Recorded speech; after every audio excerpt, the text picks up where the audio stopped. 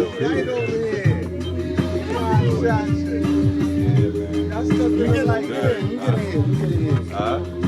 But we even matter for having to say it at all. Played a part in the video. I can't do any of this without you guys. How this all came about though, me and Antoine, we felt we was on the same wave, trying to figure out a way for us to come together and do something for the cause. And I was trying to do something more poetic, and he's like, nah, I need to do some action. And I'm like, yo, how can I tie action into this? What can we do? Because that's what he wanted to do. And also, we shot this in 2 days. Locations we went to for the first time. We just brainstormed ideas. So working with this creative genius right here has been a pleasure. Yo, same here. Working with all you guys has been a pleasure. Ahmad, he just jumped on board, knew what was going on.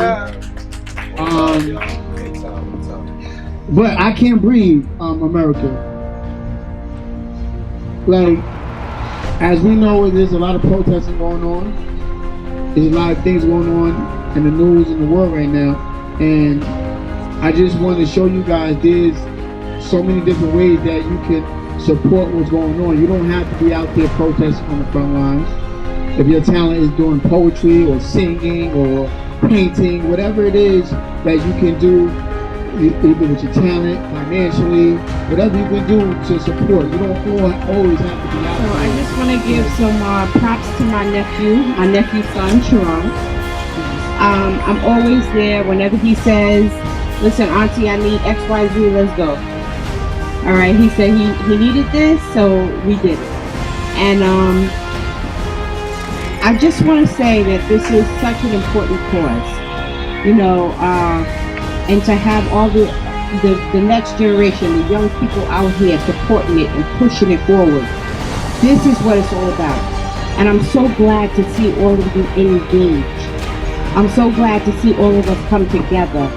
White, black, Christian, otherwise, it doesn't matter. This is one love. This is one world. We all bleed the same color. And I'm so glad to see that everybody came together and wrapped their arms around this project and embraced it the way you did. So thank you. Actually grew up with the school with him, and I always knew that there was something special, but we just didn't know. You don't know what's gonna happen to years down the line when you go older, you get into and you get your purpose. And then, you know, like he said, he's doing this whole poetry thing, he was able to put it together. And I just want to say, the dude is amazing when it comes to being on set and his work ethic and, yo, we got this, we got that. Yo, we did a video, right? We have no actors 1 minute, and the next minute, 6 cars pull up like, yo, yeah, we got the cop, they got handcuffs, they got guns and everything. I'm like, okay, I didn't know guns was involved. But yeah, I said it was gonna be a chase, but they brought guns. Okay, all right. I didn't know they was gonna have badges. I just want to thank my mom, because I just want to say this. One thing about my mother, if it wasn't for her, I would not be filming, I would not be, you know what I'm saying, I would not be, I used to act, you know, all of this comes from her and her vision, you know, and I'm just glad that I'm able to live in that vision for her. I just want to give God some glory and all of this. Because my son, at one point, all he was thinking about was getting high and buying drugs. Wasn't saving any money. And I began to pray, and God delivered him. He had saved money to buy equipment. He had saved money to buy a car.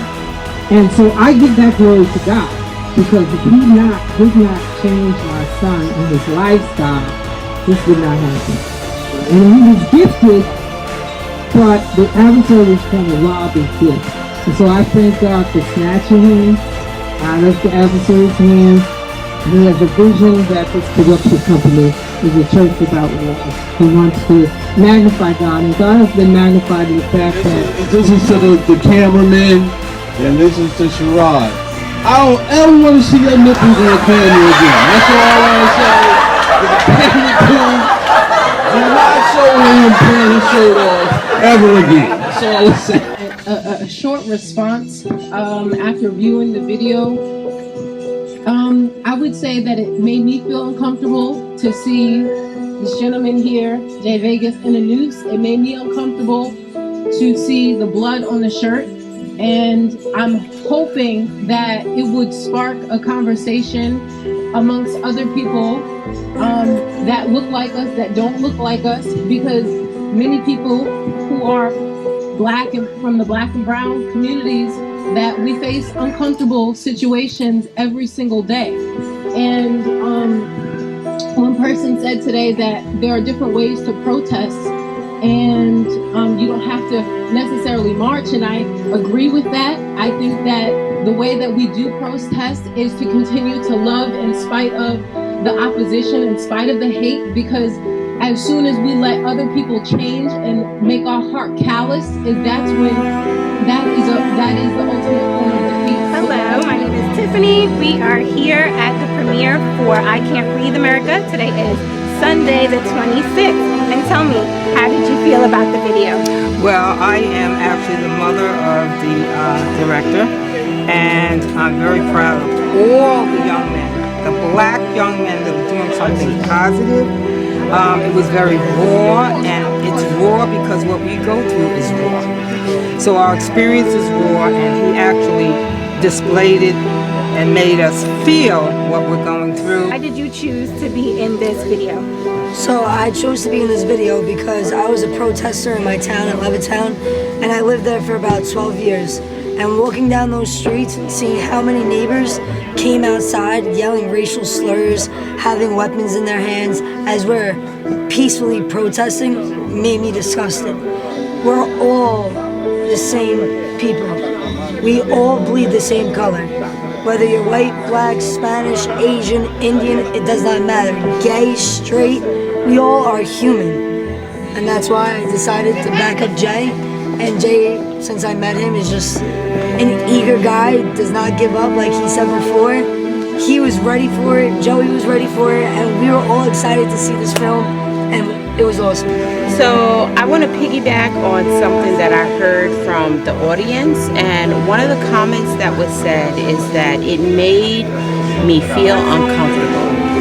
And I have to agree, there were parts that made me feel uncomfortable, like the noose over the neck certainly made me feel uncomfortable. The shooting of the police officer, that made me feel uncomfortable. And I think that change rises out of discomfort. And I feel like it is a necessary evil, so to speak. It is something that needs to be said. It is something that needs to be shown so that we can have these uncomfortable conversations, that it's necessary. Right now, the world is in a state of despair. And something that I have never seen before in my 50 years of life. And even on Long Island, so close to me, that there's so much racist sentiment. There's so much hatred, just unnecessary hatred.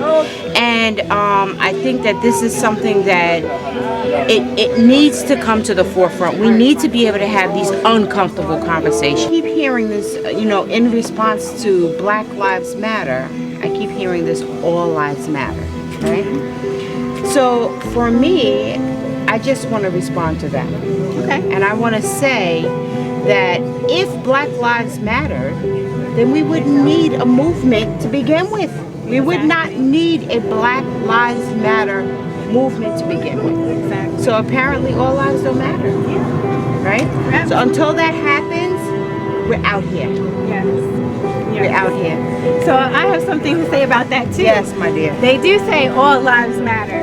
But what I say towards that is when one group of people needs help, we cry out for that one group of people. If California had an earthquake, we'd say, America, help California. Mm-hmm. Pray for California. That's right. We wouldn't say all states matter. Exactly. We don't say all states matter. That's right. So now when Black people are getting killed at a very high rate here in America and other places, we have to say, Black Lives Matter, help us. In order to bring the attention to that particular problem. And even to just have to explain that away in and of itself is problematic. Exactly. It lets you know that people are not, they don't care. They're not willing to understand. It's not that they don't understand. They don't want to understand. So they make excuses, and that's one of the excuses. And it's, you know, it's kind of heartbreaking that we live in 2020, the year 2020, and the same stuff that my ancestors were fighting for and marching for, we're still marching for today. Still marching for. Exactly. I Can't Breathe America, written by Jay Vegas, and you played the cop. So introduce yourself and tell us your reactions.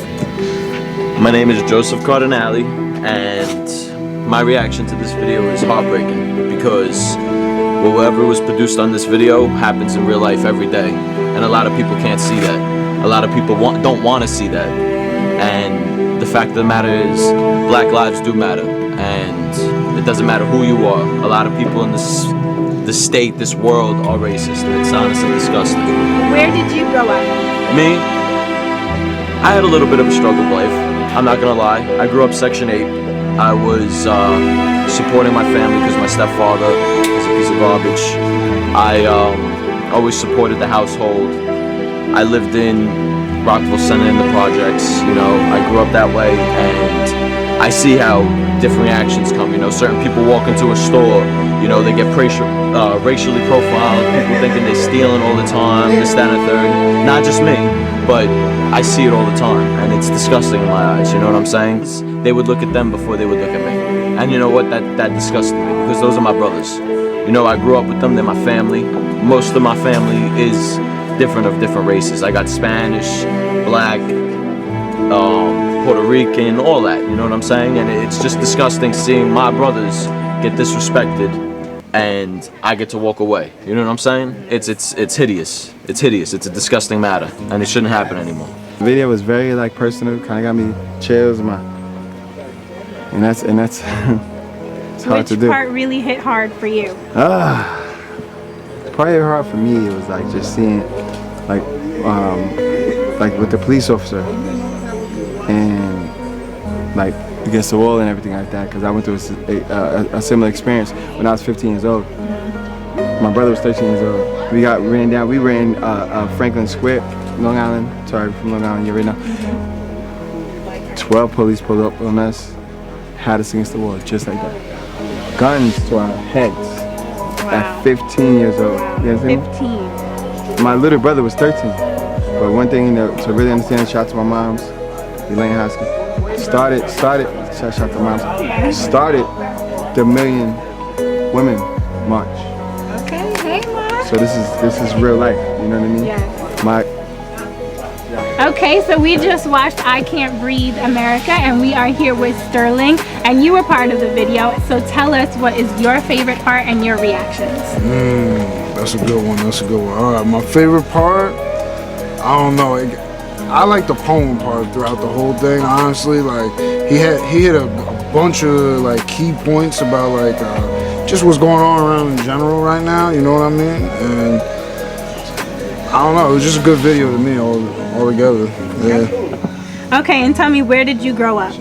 I grew up in Oyster Bay, dominantly a white town. Okay, and what do you consider your nationality? I'm half black, half white. Okay, so being that you are half black and half white, have you been discriminated against by your own white people? Multiple times. A lot of times, like for example, even nowadays, I go into stores, they only see half of me. You know what I mean? But that's how it is. Hopefully, you know, we can do something to change this, but we gotta do what we gotta do. So we just got finished watching the I Can't Breathe America, so tell us, what was your favorite part and what was your reaction? My favorite part? I just really enjoyed the whole entire video. It was just very, it touched me, you know, just the overall message that, you know, we're trying to convey is that Black Lives Matter. So the whole entire video really touched me. Okay.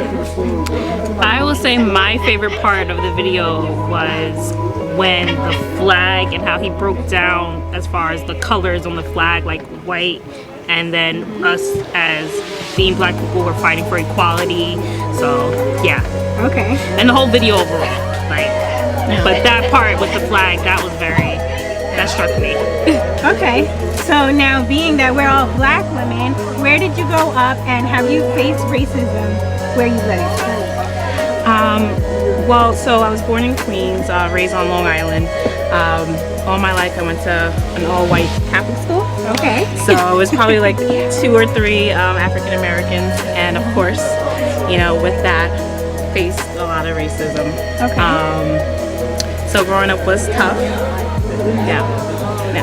Okay. And where did you grow up? So I was born in the Bronx. I grew up in Amityville. I will say I went to Copeg High School. Like, I grew up in the Copeg district, and with Copeg is very diverse. So I will say I dealt with a lot of racism in the sense of just like with the hair, of like having like different colored friends, or just like comments. Sometimes even a neighborhood, like I lived in North Amityville, going to South Amityville, people don't want you there. So I feel like I've dealt with a lot of racism growing up in Long Island. Yes. Okay. So even with the comments like, "Oh, your hair, your hair, can yeah, I touch can it? I touch Can it? I touch it?" Yes. And people don't realize that's kind of racist too. Like, Oh, yeah. do we ask to touch your hair?